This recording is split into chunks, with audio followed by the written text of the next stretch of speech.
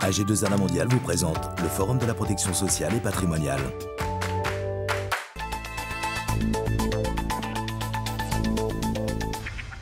Quels sont les fondements de la création d'un compte pénibilité? Quelles sont les obligations à respecter? Alice Fage et Jean-Pierre Marchand nous éclairent sur le sujet.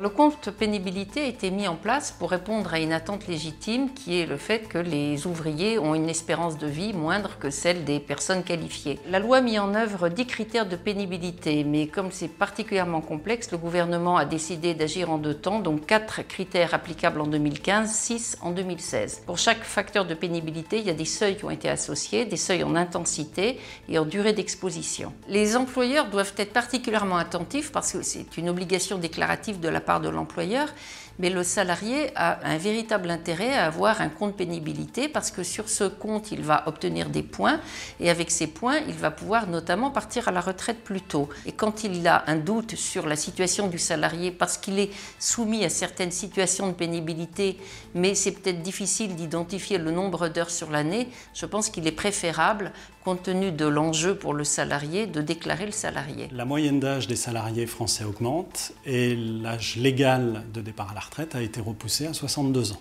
La question de l'usure professionnelle et de la pénibilité au travail se pose de plus en plus dans les entreprises. Nous avons travaillé avec un IPRP, un intervenant en prévention des risques professionnels, sur une méthodologie de diagnostic de la pénibilité avec un outil web. Cette méthodologie repose sur une approche très pragmatique d'observation du travail sur le terrain et d'un outil web qui permet de gérer la pénibilité, mais également les actions de prévention liées à cette pénibilité.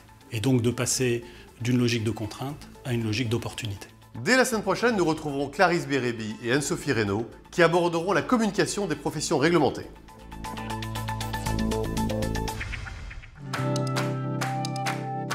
AG2A Mondial vous a présenté le Forum de la protection sociale et patrimoniale.